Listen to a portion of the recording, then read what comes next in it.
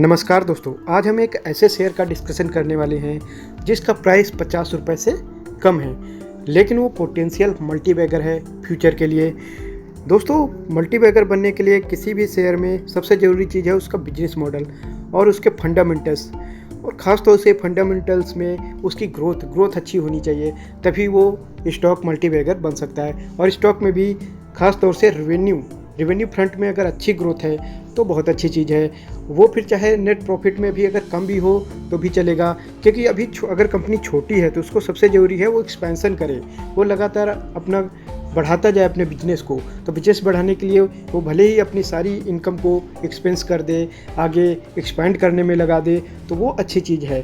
तो रेवेन्यू लगातार बढ़ते रहना चाहिए और ख़ास तौर से उसका बिजनेस मॉडल अच्छा होना चाहिए, जो कि प्रेजेंट के साथ साथ फ्यूचर में भी रिलेवेंट हो, फ्यूचर में भी उसका बिजनेस चल सके। ऐसा बिजनेस मॉडल होना चाहिए, तभी वो मल्टीबैगर स्टॉक बन सकता है। तो आज हम इस स्टॉक के फंडामेंटल्स को एनालाइज करेंगे, इसके बिजनेस मॉडल को एनालाइज करेंगे और देखेंगे कि क्या ये शेयर भविष्य में मल्टीबैगर बनने का पोटेंशियल रखता है या नहीं। आज का हमारा स्टॉक है दोस्तों SBC एक्सपोर्ट्स लिमिटेड। सबसे पहले हम इसके बिजनेस मॉडल को एनालाइज करेंगे। तो बिजनेस की बात करें दोस्तों, तो इसके बिजनेस हैं, पहला वर्टिकल है दोस्तों गारमेंट्स का, और गारमेंट्स में दोस्तों this company is a reputed name in the industry of garments in India. और दूसरा वर्टिकल देखें दोस्तों तो है कारपेट्स का। This company is one of the leading manufacturer of handmade carpets in wool and silk. अब अगर नेक्स्ट बिजनेस वर्टिकल की बात करें दोस्तों, अगला वर्टिकल है दोस्तों ट्रेवल का। ट्रेवल के सेक्टर में दोस्तों ये mojitrip.com नाम से अपना टूर्स एंड ट्रेवल का बिजनेस रन करता है, और ये एक रैपिडली ग्रोइंग प्लेयर है ट्रेवल इंडस्ट्री में।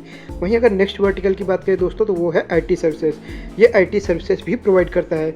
अब दोस्तों हम इसके क्लाइंट्स को देखेंगे, और क्लाइंट्स को देख के दोस्तों आपको इस कंपनी के जेन्युइननेस पे भरोसा होगा, क्योंकि छोटी कंपनियों में होता है दोस्तों कि कई बार डाउट होता है कि कंपनी अच्छा काम कर रही है या नहीं, या जो रिपोर्ट कर रही है वो सही है या नहीं। लेकिन अगर किसी कंपनी के क्लाइंट अगर गवर्नमेंट हो, गवर्नमेंट के अलग अलग डिपार्टमेंट्स हों, अलग अलग मिनिस्ट्रीज हों, तो ऐसे में हम कॉन्फिडेंस रख सकते हैं इस कंपनी का बिजनेस जेन्युइन है। तो अगर क्लाइंट देखें दोस्तों तो ITC होटल्स है, और ऐसे ही अलग अलग government of Jammu and Kashmir, Lok Sabha TV ये IT सर्विसेज लेता होगा, मध्य प्रदेश शासन, MP government, national information centre services, इस तरह के देखेंगे दोस्तों बहुत सारी गवर्नमेंट मिनिस्ट्रीज हैं। राजस्थान पंचायत राज हो गया, consumer affairs, department of consumer affairs, ये सब दोस्तों इसके क्लाइंट हैं। तो इसके क्लाइंट को देखें दोस्तों तो बड़ी बड़ी कंपनियां या फिर गवर्नमेंट मिनिस्ट्रीज हैं। तो ऐसे में आप समझ सकते हैं दोस्तों कि ये कंपनी जेन्युइन है।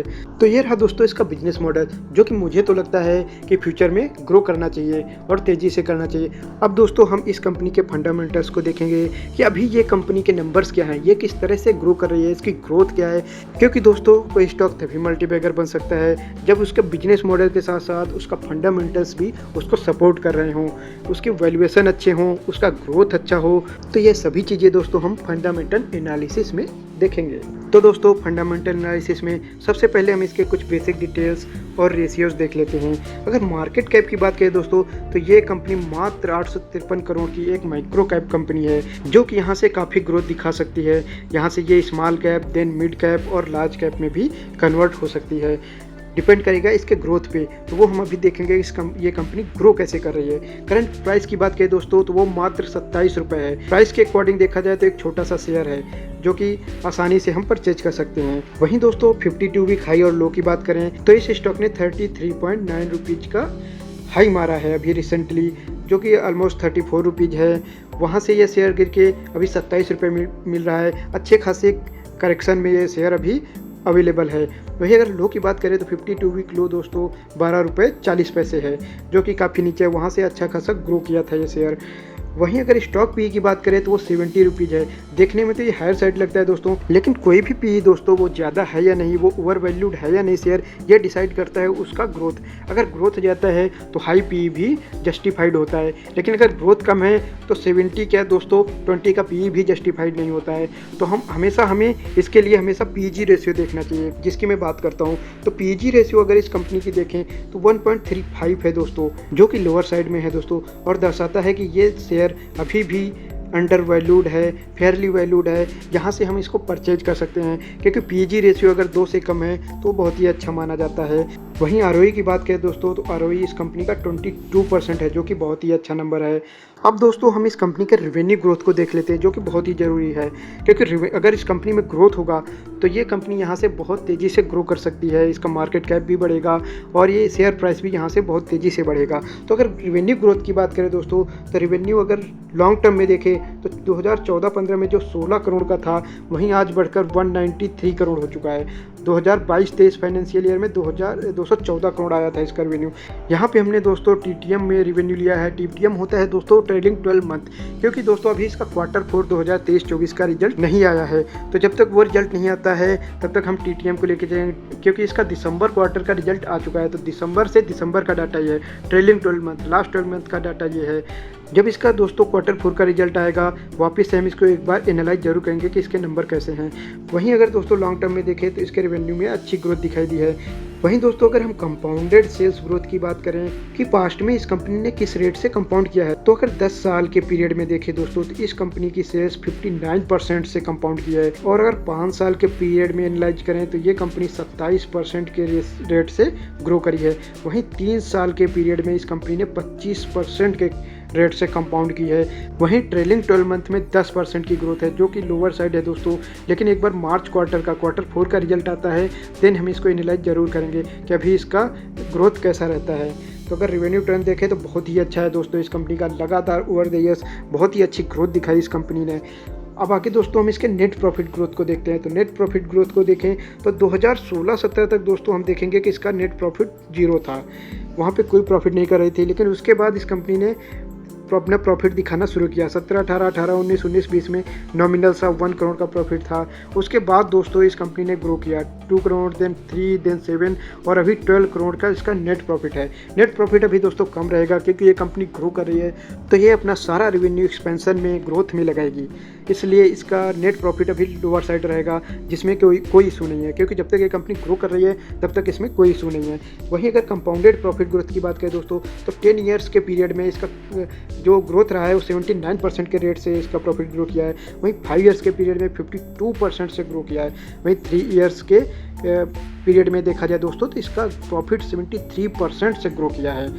वहीं अगर टीटीएम में देखें तो इसका प्रॉफिट ग्रोथ शानदार रहा है, 59%। तो ऐसे अगर प्रॉफिट ग्रोथ, प्रॉफिट ट्रेंड भी देखें दोस्तों, तो इस कंपनी का शानदार रहा है। ओवर द ईयर्स इसने अपना नेट प्रॉफिट बहुत ही तेज़ी से कंपाउंड किया है। अब दोस्तों क्योंकि इसका Q4 2023-24 का रिजल्ट नहीं आया है, तो हम इसके लास्ट क्वार्टर का जो रिजल्ट आया था Q3 यानी कि दिसंबर क्वार्टर का, उसको हम उसके पिछले Q2 से कंपैरिजन करके देखते हैं। तो अगर सितंबर क्वार्टर को हम दिसंबर क्वार्टर के साथ कंपैरिजन करें तो सितंबर क्वार्टर में दोस्तों इसका रेवेन्यू 30.98 करोड़ का आया था, जो दिसंबर क्वार्टर में बढ़कर दिसंबर 2023 में 47.81 ऑलमोस्ट 48 करोड़ का आया है, जहां 17 करोड़ अप्रॉक्स 17 करोड़ की ग्रोथ थी। परसेंटेज टर्म में देखा जाए दोस्तों 54% का रेवेन्यू ग्रोथ दिखाया था क्वार्टर। वहीं एक्सपेंस की बात करें दोस्तों, तो एक्सपेंस इस कंपनी ये लगातार एक्सपेंस अपना बढ़ा रही है, 61% से एक्सपेंस, ये एक्सपेंशन में एक्सपेंस जा रहा होगा दोस्तों, इसीलिए इसका नेट प्रॉफिट में ग्रोथ थोड़ा सा कंपैरेटिवली कम है। नेट प्रॉफिट भी देखा जाए फिर भी दोस्तों नेट प्रॉफिट इसका 33% से ग्रो किया था दिसंबर क्वार्टर में। अब दोस्तों इसका एक बार मार्च क्वार्टर का Q4 का रिजल्ट आता है, वो देखना जरूरी होगा कि अभी ये कंपनी कैसा ग्रोथ दिखाती है। तो दोस्तों फंडामेंटली देखा जाए तो इस कंपनी की ग्रोथ बहुत ही शानदार है, फिर वो चाहे नेट प्रॉफिट में, बॉटम लाइन में ग्रोथ की बात हो या रेवेन्यू में, दोनों ही फ्रंट में बहुत ही अच्छी ग्रोथ है। तो फंडामेंटली ये कंपनी बहुत ही करेक्ट दिखाई देती है। और अगर पीई की बात करें या आरओई की बात करें दोस्तों, तो रिटर्न भी बहुत ही अच्छा जनरेट कर रही है कंपनी। तो अगर इसका बिजनेस मॉडल देखें दोस्तों या फंडामेंटल देखें, दोनों ही फ्रंट में बहुत ही शानदार कंपनी दिख रही है। तो अगर हमें लॉन्ग टर्म के लिए कोई छोटा स्टॉक, कोई small cap, micro cap stock लेना हो जो कि लंबे समय में ऐसा पोटेंशियल रखता हो कि वो मल्टी बैगर शेयर बन सकता है, अच्छे रिटर्न दे सकता है, तो उस कैटेगरी में ये शेयर को आपको जरूर रखना चाहिए। इसकी एनालिसिस जरूर करनी चाहिए। मुझे पर्सनली दोस्तों ये शेयर काफ़ी पसंद आता है, क्योंकि ये छोटा शेयर है, अभी छोटी मार्केट कैप है इसका बिजनेस मॉडल अच्छा है, फंडामेंटल्स करेक्ट हैं बिल्कुल। इसको जो क्लाइंट्स है दोस्तों वो गवर्नमेंट मिनिस्ट्रीज या फिर बड़ी बड़ी कंपनीज हैं, तो वहाँ से भी हमें एक कॉन्फिडेंस मिलता है कि इस कंपनी का काम जेन्युइन है। तो ऐसे में देखा जाए तो इस कंपनी पर भरोसा जरूर रखना चाहिए दोस्तों, और इसको हम लॉन्ग टर्म के लिए अपने पोर्टफोलियो में कंसीडर कर सकते हैं। मैं पर्सनली बात करूँ दोस्तों, तो मैं इस शेयर को परचेज कर रहा हूँ और इस शेयर को अपने पोर्टफोलियो में रख रहा हूँ। आप लोग भी इसका एनालिसिस करें, अगर आपके क्राइटेरिया में फिट बैठता है तो ऐसे शेयर को जरूर रखना चाहिए। अब दोस्तों हम इस कंपनी का शेयर होल्डिंग पैटर्न देख लेते हैं। तो प्रमोटर के पास अभी भी दोस्तों 65.71 ऑलमोस्ट 65% की हिस्सेदारी है। वहीं FIIs नॉमिनल सा इनका स्टेक है इसमें। पब्लिक की बात करें तो 35.28% पब्लिक है इसमें दोस्तों। तो पब्लिक की भी हिस्सेदारी अच्छी खासी है, लेकिन पब्लिक में दोस्तों यहाँ बड़े बड़े इन्वेस्टर्स काफ़ी हैं। पब्लिक में आप जब देखेंगे तो 1% से एबव वाले इन्वेस्टर्स काफ़ी हैं इसमें। तो दोस्तों देखा जाए तो शेयर होल्डिंग पैटर्न भी इसका अच्छा दिखता है, इस फ्रंट में भी कोई इशू नहीं है। तो ओवरऑल ये कंपनी के नंबर्स काफ़ी अच्छे दिख रहे हैं। तो दोस्तों ऐसी हाई ग्रोथ कंपनी को, ऐसे हाई क्वालिटी बिजनेस मॉडल को आपको ज़रूर एनालिसिस करना चाहिए, जो कि कम रेट पे भी मिल रहे हैं, वैल्यूएशन वाइज भी और प्राइस वाइज भी। ऐसे कंपनीज को अगर हम अपने पोर्टफोलियो में जगह देंगे तो पॉसिबिलिटी है कि फ्यूचर में ये अच्छे रिटर्न दे सकते हैं। तो दोस्तों आज का ये एनालिसिस यहीं रखते हैं, मिलते हैं नेक्स्ट वीडियो में किसी और स्टॉक के एनालिसिस के साथ। नमस्कार दोस्तों।